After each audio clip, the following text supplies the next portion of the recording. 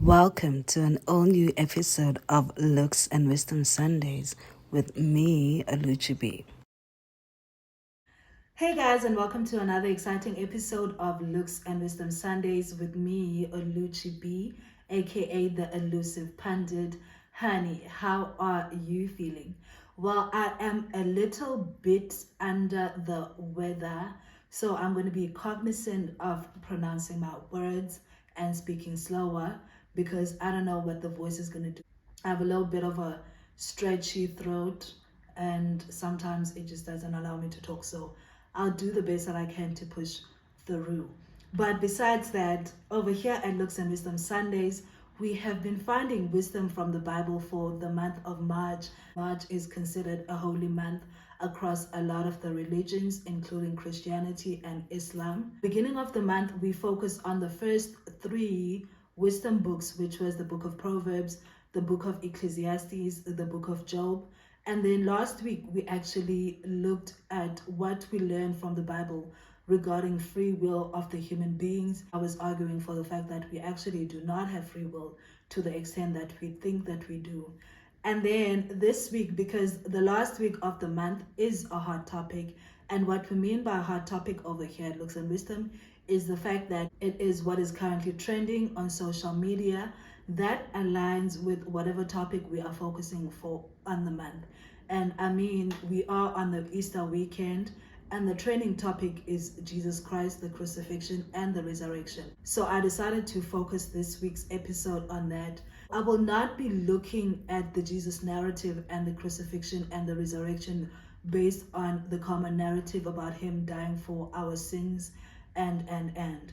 I will be looking at that story from a perspective that I think is often overlooked when we are talking about the story of Jesus Christ, which is the very important lesson on sacrifice and reward. On that story, I'll be focusing on three main topics, which is the first one, the promise, the second one, the process, and the third segment will look at the reward.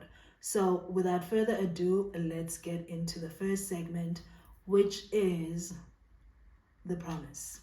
So before we get into the first segment, which is the promise, I wanted to reiterate again what I mean when I speak about the important lesson of sacrifice and reward pertaining to Jesus Christ. So as all human beings, there is something that we dream of, that we aspire for, whether it comes from internal or outside. And there's something usually leads us to some form of action and reward.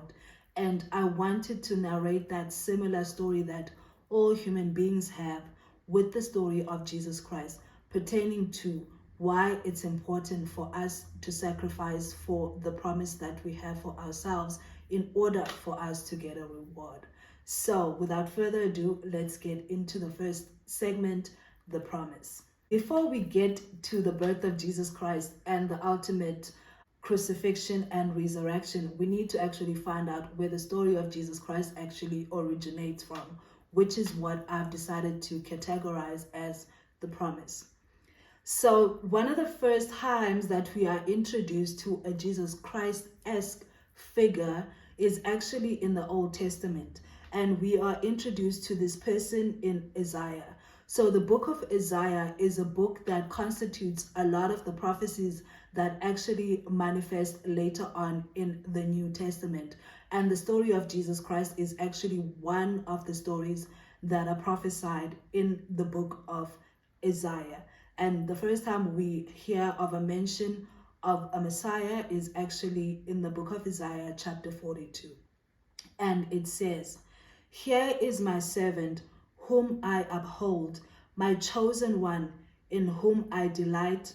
I will put my spirit in him, and he will bring justice to the nations."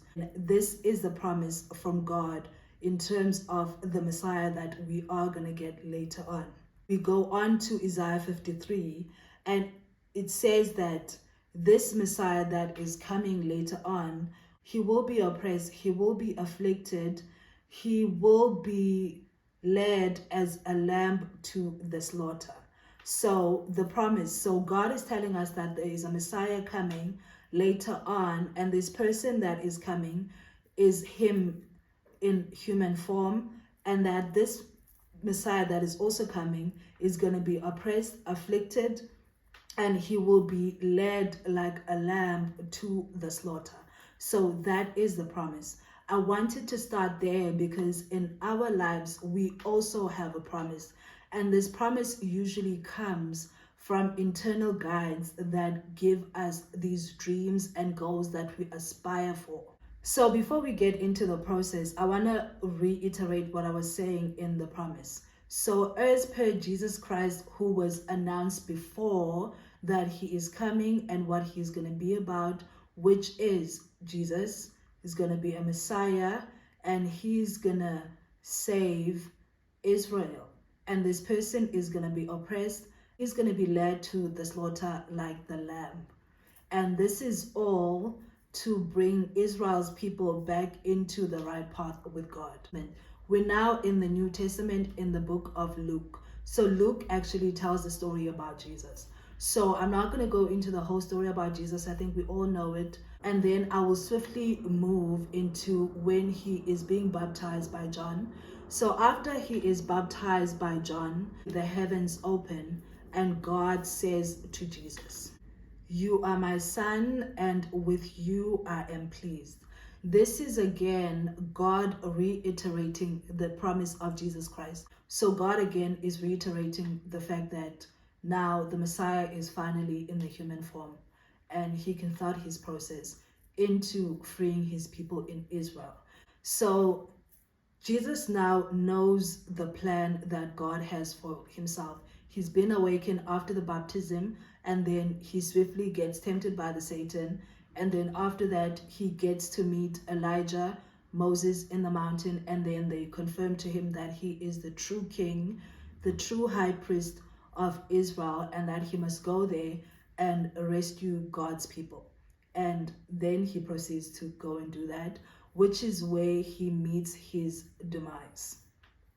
So taking this into real life, so you have a goal and you have a dream that you want to manifest in this life, and you try to attempt this goal, and there are usually signs that tell you that you're in the right direction.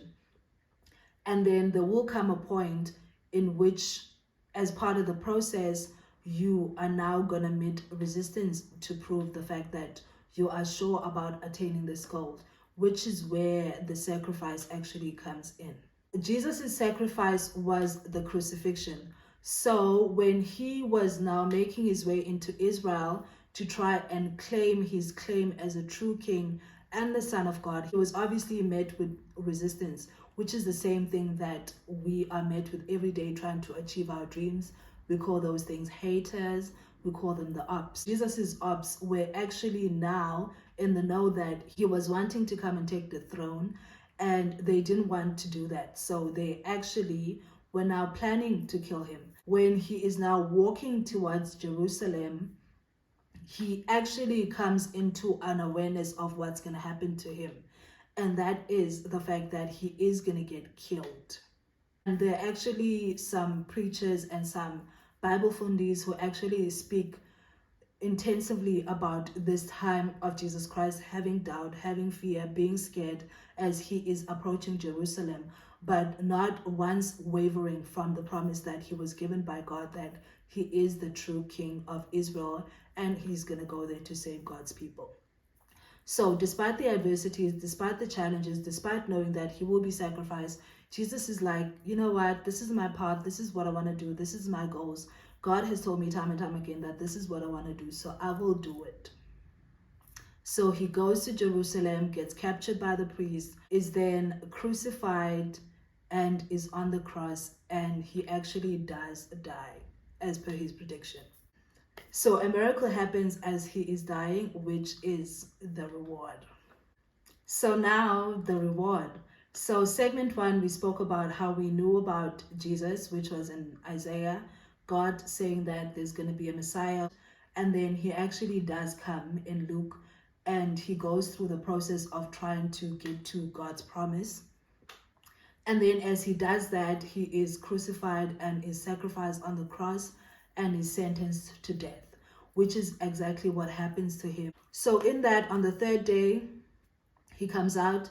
Everybody is shook that actually he did resurrect, and now everybody can confirm that he is actually indeed the Son of God, the high priest, the one that the book of Isaiah told us about.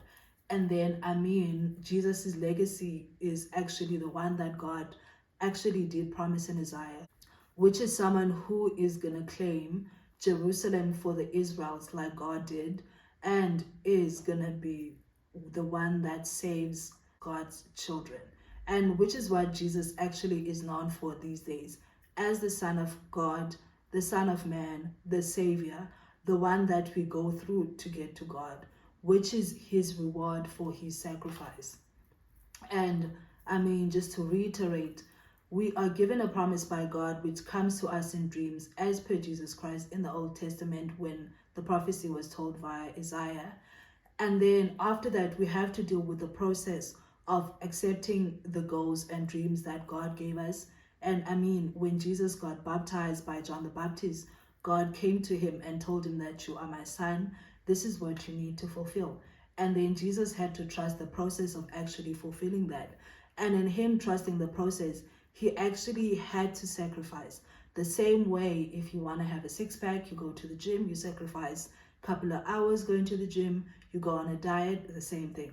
The same thing if you're trying to be an artist, you go into the studio, you write songs, you learn how to be a performer and all those things. So basically the story of Jesus is following the same narrative that mere mortals have to follow in order to fulfill something in our lives. The sacrifice is part of the process, and then the reward comes after. Jesus' sacrifice, he resurrects. People do accept him as the Son of God, as the slaughtered lamb who is going to take us to God's throne. And I mean, that's what happens in life when you sacrifice. You get to the other side, you actually do achieve what you want to do. You feel fulfilled, which is what Jesus is probably doing right now, sitting in the throne next to God. And he wouldn't have been him if he actually did not listen to God's promise, did not try to fulfill God's promise, and did not sacrifice to fulfill God's promise, which is in essence his true life and what he's supposed to be doing in this life. I really wanted to talk to the story about Jesus pertaining to us as mere mortals. We are all given a promise by God, which comes to us in the form of dreams, in the form of aspirations. And like Jesus Christ, we all have to go through the process that leads us to the cross, which means we have to embed ourselves in the process. And we also have to make sure that there's an ultimate sacrifice that we give in order for us to actually be rewarded later on with our dreams actually materializing and coming into real life. Thank you guys. I hope you guys did enjoy this episode, and I will see you in April for an all new topic entirely. Not going to tell you, you have to wait until next week. Thank you guys. Love you.